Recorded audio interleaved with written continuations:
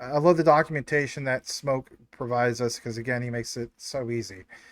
So, seeing is believing. What does he have? Well, he points out this, and basically, like it says, Ripple and Stellar are already wired into the future of finance. Ripple and Stellar are already embedded into the global standards guiding how blockchain networks connect to the financial system. Checkmark, once again.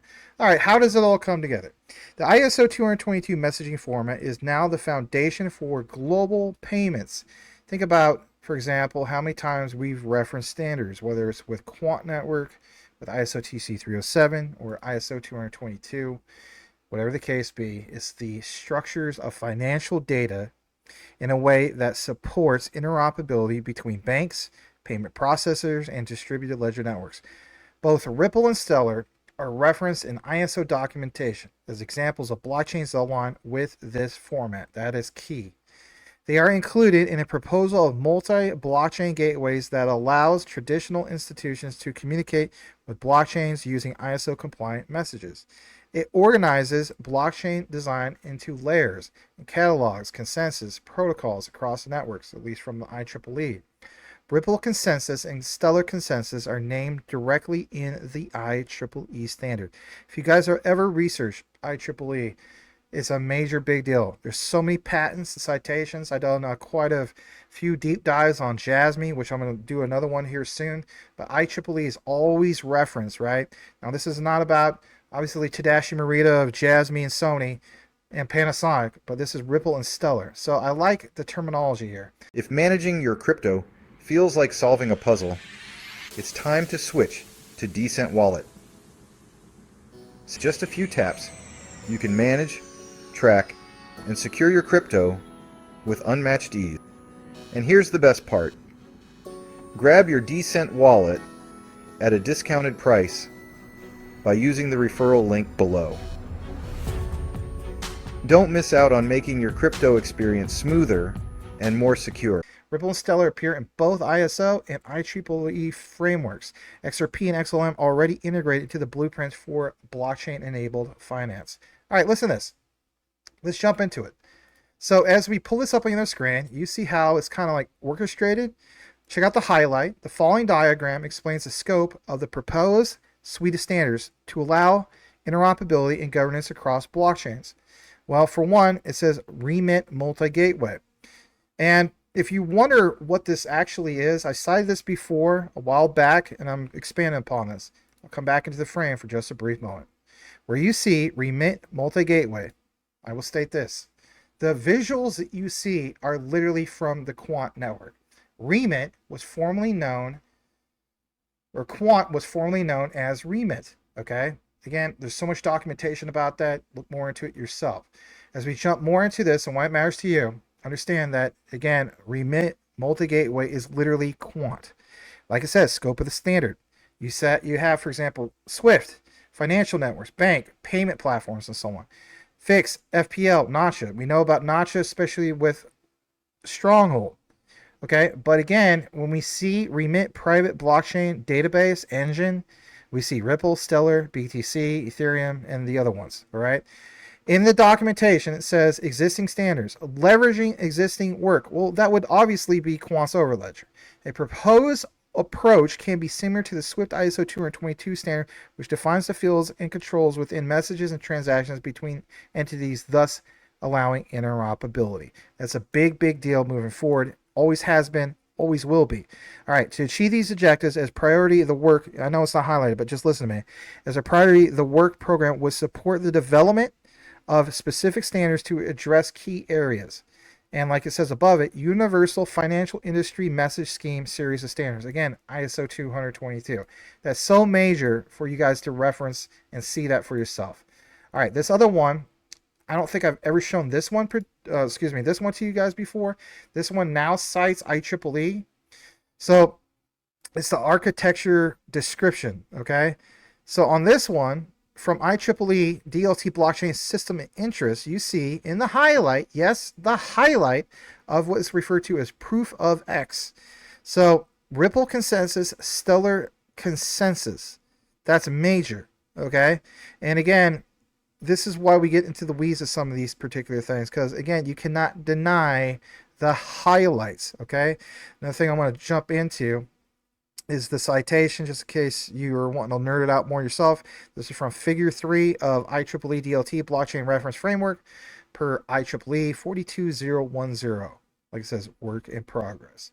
The last thing I want to jump into is this, and again, why it's important to you. A confidential 2025 report from U.S. Faster Payments Council stated that for U.S. domestic payment providers to align with G20's cross-border payment objectives, they should accelerate the adoption of ISO 222 and promote inter-industry collaboration. Me and Jesse have already cited this before in another video, I think from last week, but I just wanted to point out this key thing just in case you missed it.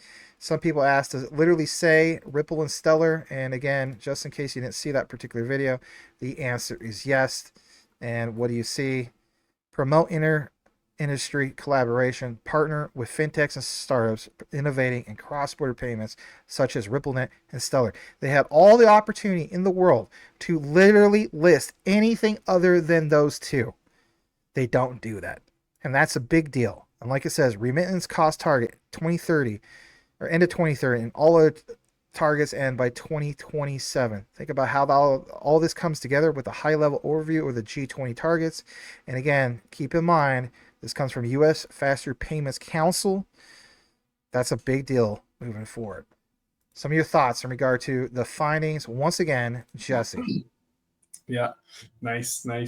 Same thing. It's always the same. It's unreal. Those documents surfacing one after the other, all confirming what we've been saying.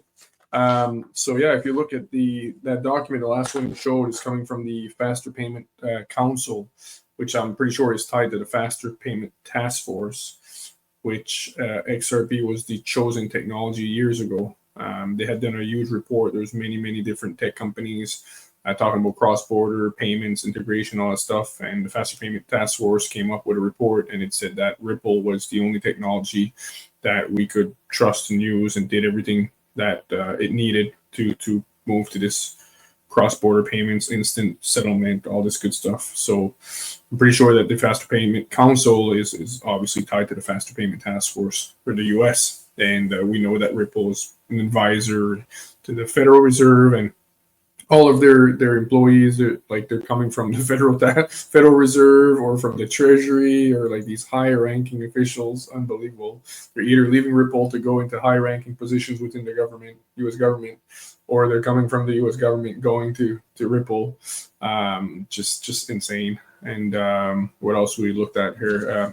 I was talking about interoperability between blockchain that has to be quant. So the Interledger protocol would be providing the interoperability between payment exchange systems, payment networks, but Quant is providing the interoperability between all the blockchains and also between the legacy systems that exist today. So all the different systems that central banks, tech companies, supply chain management, every different, what's the word I'm looking for here? Sorry. All the different sectors. Every different industry uses legacy systems, like I talk about all the time. And so Quant allows all of these legacy systems to connect the blockchain so that people can build multi-chain applications, like I said. So provides interoperability between all the different blockchains so people can build multi-chain applications using the best features of each blockchain. And then it also allows the legacy systems to connect into the shared ledger, unified ledger, which is XRP Ledger, and all the other blockchains as well. So it's that true universal interoperability. And so when you're seeing the interoperability in that document, it's talking about Quant. And like you said, one of that diagram is straight up from Quant, where you see it connecting different blockchains. And I mean, who's the GOAT when it comes to because the IEEE is a standardization body, right? And who was talking there the other day? It's Gilbert Verdian, who created the TC307 interoperability standard for blockchain interoperability before people even knew that we needed interoperability, let alone standardizing it. It's Gilbert the GOAT. That's his new nickname, Gilbert the GOAT. So yeah, that's what it is. Very cool. I like that one. Well, guys, we're glad to share this with you all, and obviously more than glad to share the research from obviously Smoke. And of course, the other thing I want to mention in closing is don't ever forget about Stellar, especially when it comes to IBM WorldWire moving forward. We'll try to see if there's any updates in the near future about that, and if we do, we'll bring it to you guys. So as the saying goes, know what you have, know why you hold it. The research trumps FUD 110%, and here is your key phrase if you listen to the entire outline, and that is Gilbert the GOAT. And we'll know that you listen to the entire outline. Thanks again for tuning in, everybody. We'll see you on the next one. See you guys.